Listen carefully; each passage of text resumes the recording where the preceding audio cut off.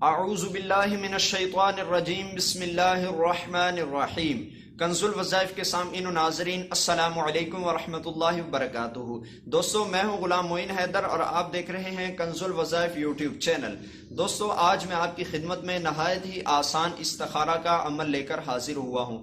دوستو استخارہ مسنون استخارہ جو سنت استخارہ ہے وہ نہایت ہی مجرب استخارہ ہے۔ اگر آپ اس استخارہ کو کر لیں تو یہ آپ کے لیے نہایت ہی مفید ہوگا۔ لیکن دوستو اگر آپ چاہتے ہیں کہ آپ کو آپ کے سوال کا جواب صرف چند ہی منٹوں میں مل جائے تو آپ اس ویڈیو میں بتائے گئے تسبیح والا استخارہ کا عمل کریں۔ انشاءاللہ اس تسبیح والا استخارہ کے عمل سے آپ کو آپ کے سوال کا جواب صرف چند ہی منٹوں میں مل جائے گا۔ تو دوستو استخارہ کس لیے کیا جاتا ہے یہ ذرا غور سے سن لیں کہ استخارہ کن کن کاموں کے لیے کیا جاتا ہے۔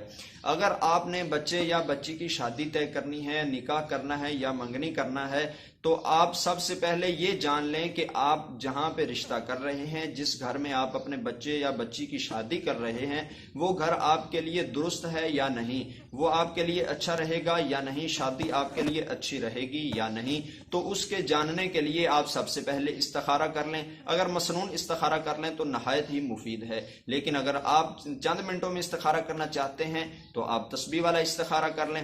دوستو اس کے علاوہ اگر آپ دکان، مکان یا کاروبار کرنا چاہتے ہیں، کاروبار میں پیسے انویسٹ کرنا چاہتے ہیں یا کسی جگہ پہ کام کرنا چاہتے ہیں تو آپ اس سے پہلے یہ جان لیں کہ جہاں پہ آپ کام کرنا چاہ رہے ہیں، جہاں پہ آپ کاروبار کرنا چاہ رہے ہیں وہ آپ کے لیے مفید رہے گا یا نہیں، آپ کو اس میں گھاٹا ہوگا یا فائدہ ہوگا۔ تو دوستو اس کے علاوہ اگر آپ نے کوئی بھی کام شروع کرنا ہے، جس بھی کام کے شروع کرنے سے پہلے اگر آپ اس کی خیر یا شر کے بارے میں جاننا چاہتے ہیں کہ آپ جو بھی کام کرنے لگے ہیں وہ آپ کے لیے اچھا ہوگا یا نہیں، تو آپ اس ویڈیو میں بتائے گئے استخارہ کے عمل کو کریں، انشاءاللہ آپ کو آپ کے سوال کا جواب ضرور مل جائے گا۔ تو دوستو اگر ابھی تک آپ نے ہمارا چینل سبسکرائب نہیں کیا تو اسی ویڈیو کے نیچے سبسکرائب کے بٹن پر کلک کر کے ہمارا چینل سبسکرائب کر لیں۔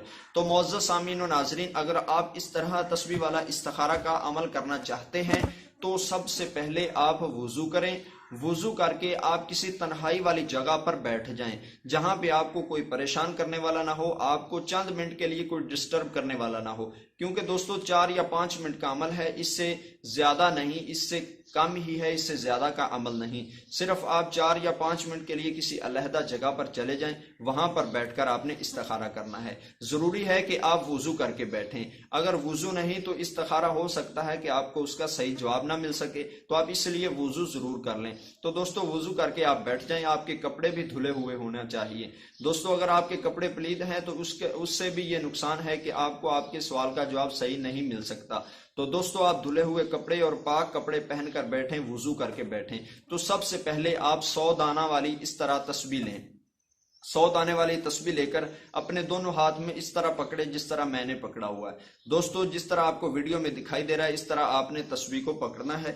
تو سب سے پہلے آپ نے 21 بار سورہ اخلاص پڑھنا ہے، بسم اللہ الرحمن الرحیم سمیت آپ نے 21 بار سورہ اخلاص پڑھنی ہے۔ اور دوستو یہ بات جان لینا آپ کے لیے ضروری ہے کہ جو بھی آپ کام کرنے لگیں اس کام کے شروع اور آخر میں درود شریف ضرور پڑھ لیا کریں، اور اس استخارہ کے عمل میں بھی آپ درود شریف پڑھیں گے۔ سب سے پہلے اور سب سے آخر میں ایک بار درود پاک پڑھیں، اول اور آخر ایک بار درود پاک ابراہیمی وہ آپ پڑھ لیں۔ اس کے بعد آپ نے دوستو درمیان میں سورہ اخلاص 21 بار پڑھنا ہے، بسم اللہ الرحمن الرحیم کے ساتھ قل هو اللہ احد اللہ الصمد لم یلد ولم یولد ولم یکن له کفوا احد۔ اس طرح آپ نے 21 بار سورہ اخلاص پڑھ کے اس 100 دانہ والی تسبیح پر اس طرح پھونک لگا دیں۔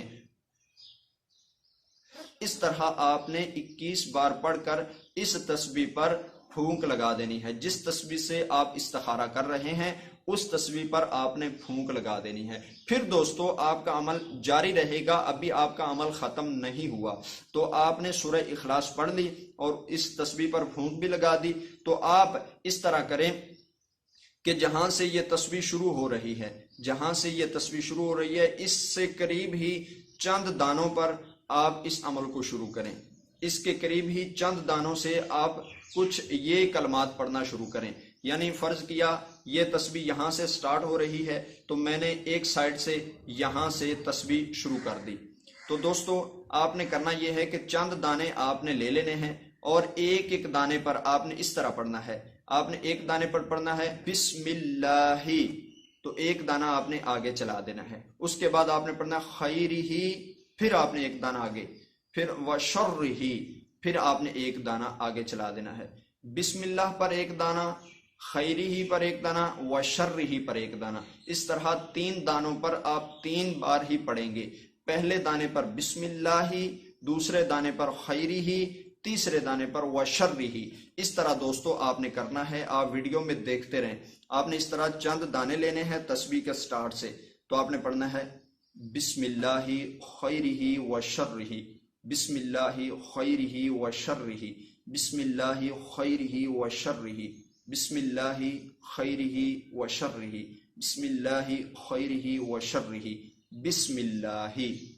دوستو جب یہ تسبیح ختم ہو جائے تو اس کا مطلب یہ ہے کہ اگر آپ کا دانہ، آخری دانہ بسم اللہ پہ ختم ہوا، جس طرح یہ میں نے استخارہ کیا تو میرا آخری دانہ بسم اللہ پہ ختم ہوا، اگر آپ کا آخری دانہ جو ہے وہ بسم اللہ پر ختم ہو تو اس کا مطلب یہ ہوگا کہ آپ جو کام شروع کرنے لگے ہیں وہ آپ کے لیے مناسب رہے گا، آپ کے لیے بہتر رہے گا، آپ اس کام کو کر سکتے ہیں، آپ کو اس میں نقصان نہیں ہوگا.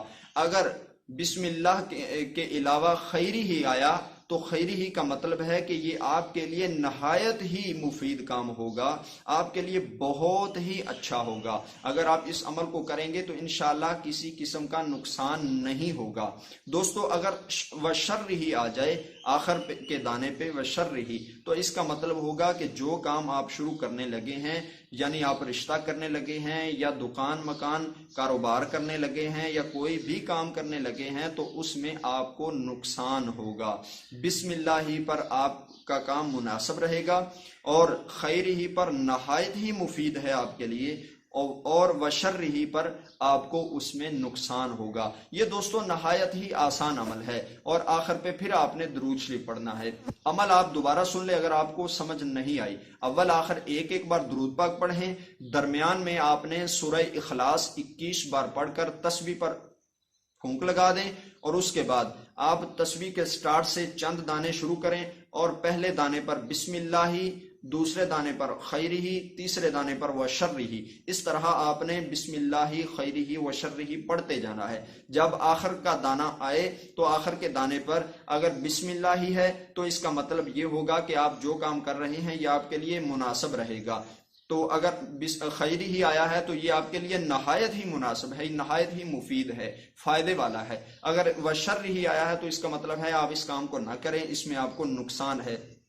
تو دوستو امید ہے کہ آپ کو یہ تسبیح والا استخارہ پسند آیا ہوگا. آپ خود اس استخارہ کو گھر میں بیٹھ کر کریں، انشاءاللہ اللہ کے فضل و کرم سے آپ کو آپ کے سوال کا جواب خود ہی مل جائے گا.